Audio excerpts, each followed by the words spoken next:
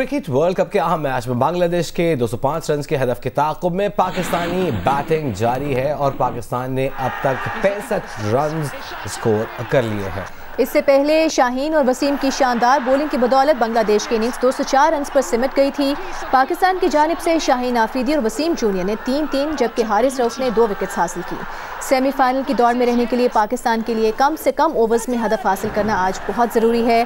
पाकिस्तान की अब तक की इनिंग्स पर बात करने के लिए हमारे साथ मौजूद होंगे क्रिकेट के सिकंदर बख्श साहब। सिकंदर, ये बताइएगा कि जो सूरत हाल हम देख रहे हैं, पूरे एतमाद आगाज़ है, आहिस्ता आहिस्ता रन रेट बढ़ाते हुए 5.41 पर पहुंचा दिया है। दोनों ओपनर्स क्रीज पर मौजूद हैं, क्या करना होगा पाकिस्तान को? नहीं, देखिए, मैंने पहले भी जो बीपर हुआ था इससे पहले वाले बुलेटिन में मैंने इनसे ये कहा था कि एकदम से जाकर जो है ना मारधाड़ ना करें। आप 50 रन, 60 रन, 70 रन तक आराम से खेल के सिंगल डबल 20 से चौके देखें। अभी छक्का भी मार रहा है वो, फखर सब कुछ हो रहा है, तो अब ये सेटल हो गए हैं, तो यहाँ से वो एक्सेलरेट कर सकते हैं। जो रन रेट की मुसलसल बात हो रही है कि जो हमने उसको बढ़ाना है, तो यहाँ से हम जो है तेजी के साथ खेल सकते हैं, मगर इतना भी तेजी ना करें कि प्रेशर हम पर आ जाए और फिर लंबे ओवर खींच जाए।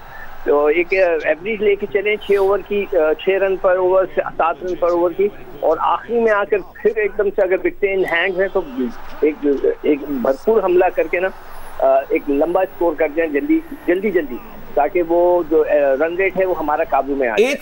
एक और चीज भी सिकंदर वक्त हम आपसे जानना चाहते हैं, ये जो रन बराबर करके फिर एक आखिर में छक्का या चौका लगाने से क्या इससे भी कोई रन रेट बूस्ट मिलता है? Net run rate boost? Sorry, फिर से बोले, रन बराबर करके? जी, अगर मतलब 204 रन बनाए हैं, 204 बनाकर फिर एक छक्का लगाकर विनिंग स्ट्रोक लगाया जाए, कामयाबी हासिल की जाए, तो उससे भी रन रेट बूस्टर होता है? हाँ, वो टोटल जो रन होते हैं वो आपके काउंट होते हैं। अगर आप मैच जीत रहे हैं 20 ओवर में, तो आपके 20 ओवर काउंट होते हैं। अगर आप 20 ओवर, वो जैसे 45 ओवर में अगर आउट हो गए तो उनके पूरे 50 ओवर काउंट होंगे। तो ये इसके एक तरीका होता है, इसका एक फार्मूला होता है, अप्लाई किया जाता है, और इसीलिए अगर 20-22 ओवर में ये मैच खत्म कर देते हैं, 25 ओवर में खत्म कर देते हैं, तो हमें एडवांटेज वो उन 20 ओवरों का मिलेगा। अगर 30 ओवर में खत्म होता है तो वो एडवांटेज हमें 20 ओवर का मिलेगा जो रह गए। ठीक है, देखते हैं अब आगे कैसे टीम परफॉर्म करती है। बहुत शुक्रिया आपका सिकंदर पर। निगरान वज़ीर आज़म अनवारुल हक काकड़ का कहना है कि अभी तक ऐसी कोई चीज़ सामने नहीं आई कि इलेक्शन कमीशन PTI पर पाबंदी लगाए। अगले इलेक्शन में तहरीक इंसाफ को इलेक्शन लड़ने की मुकम्मल इजाज़त होगी। निगरान वज़ीर आज़म ने 2 टोक ऐलान करते हुए कहा कि चेयरमैन PTI के वफादारों को भी इलेक्शन मुहिम चलाने और वोट मांगने की इजाज़त होगी। उन्होंने कहा कि अगर अब भी कोई कहे कि उसे लेवल प्लेइंग फील्ड नहीं मिली तो ये कहने की भी उसे इजाज़त है। सहाफ़ी ने पूछा, आप कब जा रहे हैं? तो निगरान वज़ीर आज़म ने जवाबन कहा, कब को छोड़ दें, 2 घंटे बाद जाएं या 2 दिन बाद, बस हम जा रहे हैं। Chairman peoples party Bilawal Bhutto Zardari से बलूचिस्तान अवामी पार्टी के रहनुमा और साबिक वज़ीर आला बलूचिस्तान जाम कमाल ने मुलाकात की है। इसी बारे में बात करेंगे। नुमाइंदा जियो न्यूज़ कामरान रजी हमारे साथ मौजूद हैं। कामरान, पाकिस्तान की सियासत में बाप की एक अपनी अहमियत है, तो आइंदा इलेक्शन में बलूचिस्तान की सियासत के हवाले से ये मुलाकात कितनी अहम देख रहे हैं? देखें, काफी अरसे से बात चल रही थी कि बलूचिस्तान अवामी पार्टी में जो है वो जाम कमाल एक अपनी राय रखते हैं, और आज उनकी जो बिलावल भुट्टो जरदारी से यहाँ कराची में मुलाकात हुई है, ये खासी अहमियत की हामिल है। इस तकरीबन 1 घंटे से ज़ायद की मुलाकात जारी रही, जिसमें पीपल्स पार्टी के रहनुमा और साबिक रुकने कौमी असम्बली आमिर मक्सी भी मौजूद थे जाम कमाल के साथ। ज़राए ने हमें बताया कि मुलाकात में बलूचिस्तान की सियासी सूरत हाल पर बात हुई, मुस्तकबिल की सियासत पर बात हुई और आम इंतखाबात पर बातचीत की गई। और जाम कमाल का राब्ता पीपल्स पार्टी के साथ काफी अरसे से, ताहम इस वक्त कुछ भी कहना कबल वक्त है, ताहम बलूचिस्तान की सियासत में इस मुलाकात की काफी अहमियत है। बहुत शुक्रिया कामरान रजी।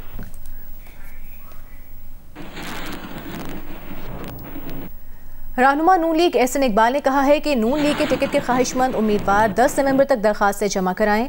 जाती उम्रा में नवाज शरीफ की ज़ेर सदारत इजलास के बाद एहसन इकबाल ने बताया कि नवाज शरीफ जल्द 4 सूबों का दौरा करेंगे। एहसन इकबाल ने कहा कि जो पार्टी लेवल प्लेइंग फील्ड ना मिलने की बात कर रही है वो अपने हालात की खुद जिम्मेदार है। 10 नवंबर तक कौमी और सूबाई असम्बली के उम्मीदवारों से पार्टी के टिकट के लिए दरखास्तें हासिल की जाएंगी। कायद नवाज शरीफ ने यह भी फ़ैसला किया है कि वो 4 सूबों का भी अनकरीब दौरा करेंगे और वहाँ पर मुस्लिम लीग नून की क़यादत के अलावा मुख्तलिफ़ शोबाए ज़िंदगी के अफराद से भी मुलाकातें करेंगे। एक ऐसी जमात जिसका नाम लेना आज गुनाह है, ऐसे हालात में कैसे नुमाइंदा हुकूमत आएगी जब सबके लिए लेवल प्लेइंग फील्ड नहीं होगा। आज वो सियासी जमात जिन हालात से दो चार है उसकी जिम्मेदारी खुद उसके ऊपर है, किसी और के ऊपर नहीं है। बिलावल भुट्टो और आसिफ जरदारी लाहौर आए थे और उन्होंने कहा था कि नून लीग हमें लेवल प्लेइंग फील्ड नहीं दे रही। पीपल्स पार्टी को तो खुश होना चाहिए कि तमाम सियासी जमातों को लेवल प्लेइंग फील्ड मिल रही है। फैजाबाद धरना केस में साबिक चेयरमैन पेमरा अबसार आलम ने बयान हलफी जमा करा दिया है। इस बारे में तफसील जानेंगे नुमाइंदा जियो न्यूज़ मरियम नवाज से। जी मरियम, क्या बताया है अपने बयान हलफी में अबसार आलम ने?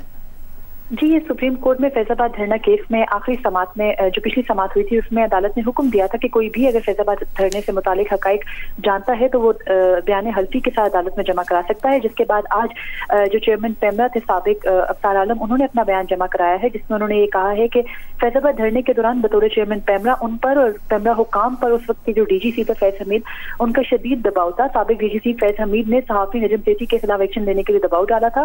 फैज हमीद और उनके मातहत अफसरान TV चैनल्स पर भी दबाव डालते रहे। अप्रैल 2017 में शदीद दबाव की वजह से साबिक चेयरमैन पेमरा ने उस वक्त के वजीर आजम नवाज शरीफ, चीफ जस्टिस साकिब निसार और आर्मी चीफ को खत भी लिखा था जिसमें उन्होंने बताया था कि पेमरा हुकाम को हरासा और मफलूज किया जा रहा है। उन्होंने तमाम से तफसीलात जो है वो अपने जवाब में बताई हैं और अदालत को ये बताया है कि जो फैजाबाद धरने के दौरान TV चैनल्स बंद करने के लिए भी जो है वो उन पर दबाव डाला जाता रहा। फिर उन्होंने बताया कि उस वक्त मरियम औरंगजेब ने जो है वो उनको ये कहा था कि तमाम TV चैनल्स को बंद किया जाए, जिस पर उन्होंने कहा कि हुकूमत की मंजूरी के बगैर वो किसी TV चैनल को बंद नहीं कर सकते। और फिर जो साबिक वज़ीर आज़म शाहिद खान अब्बासी थे, उन्होंने जो है वो TV चैनल्स बंद करने का कहा और उन पे अमल किया। ये बयान हल्फी अदालत में जमा कराया गया है। बहुत शुक्रिया मरियम नवाज।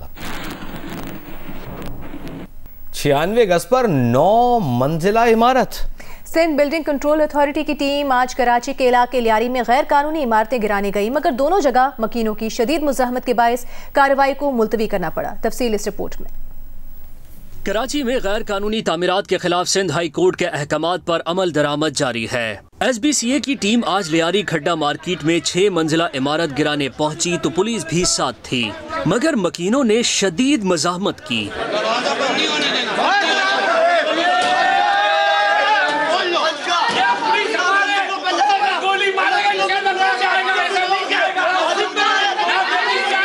पुलिस और मकीनों के दरमियान बहसो तकरार के दौरान माहौल इस कदर कशीदा हुआ कि पुलिस ने 3 अफराद को हिरासत में लेकर थाने मुंतकिल कर दिया।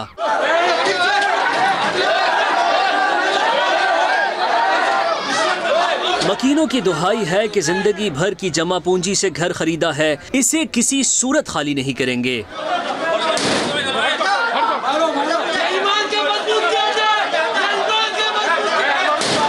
उन्होंने सवाल किया कि बताया जाए जब इमारत बन रही थी तब इदारे कहाँ थे। अब जब यहाँ पे रिहाइश हो गई, हमने भी अपने खून पसीने की कमाई यहाँ पे देके 25-25 लाख के घर खरीदे और ये लोग बोलते कि तोड़े, तो हमारे को इंसाफ देने वाला कौन है? हम लोग मरेंगे, बिल्डिंग तोड़ने नहीं देंगे।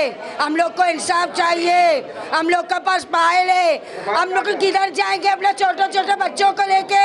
हमें लीज दी गई है, हमारे पास कागज हैं। लियारी में नाकामी के बाद SBCA का अमला मिर्जा आदम खान रोड पर कायम गैर कानूनी इमारत गिराने पहुंचा तो वहां भी शदीद मज़ाहमत हुई, जिस पर डेमोलेशन स्क्वाड ने ऑपरेशन मौखर कर दिया। SBCA हुक्काम का कहना है कि इमारतों को खाली कराना जिले इंतजामिया की जिम्मेदारी है।